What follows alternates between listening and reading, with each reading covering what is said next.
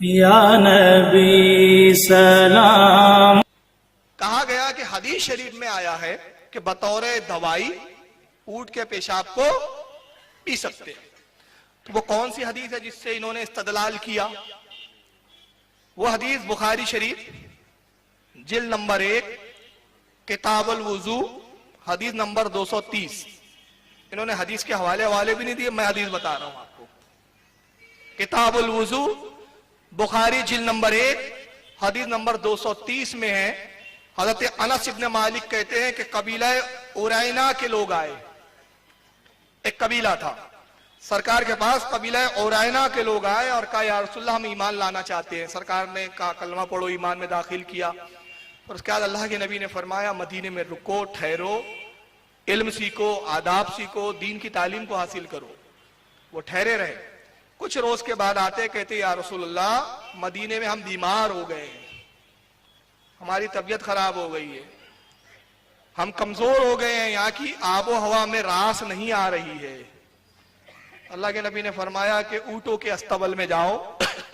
वो ऊँटों के अस्तबल जो माले गनीमत के थे, उसका ऊँटों का पेशाब पियो, ऊँटों का दूध पियो।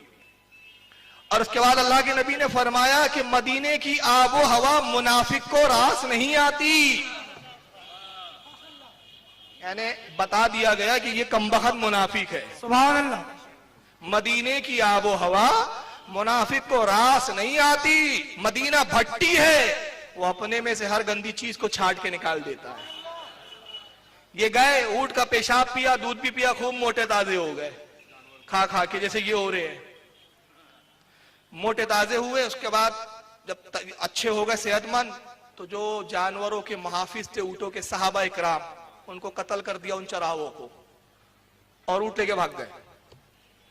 वो जख्मी कुछ उसमें जरा कुछ विसाल पा गए, शहीद हो गए। कुछ जख्मी हालत में रसूलुल्लाह की खिदमत में हाजिर हुए। अर्ज के या रसूलुल्लाह गद्दारी की उन्होंने, इस्लाम से मुर्तद हो गए, फिर गए, और सरकार उन्होंने ऊँटों को लेकर भाग गए। अल्लाह के नबी ने फरमाया जाओ उन्हें गिरफ्तार करो। साहबा की एक जमात गई, एक टोली गई, दरमियान में उनको पकड़ा, हल्की सी झड़प हुई, सबके सब गिरफ्तार हो गए। वहीं उन्होंने कयाम किया, कासिद भेजा गया कि या रसूलुल्लाह हमने उनको गिरफ्तार कर लिया है, क्या हुक्म है? सरकार ने फरमाया मैं खुद आ रहा हूं फैसले के लिए वहां।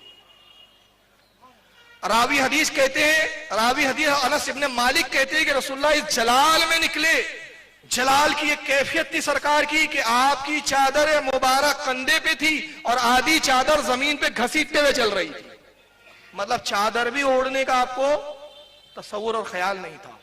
ये जलाल था रसूलुल्लाह का। बुखारी की हदीस है। और मैंने शायद कौन सा इलाका है आप क्या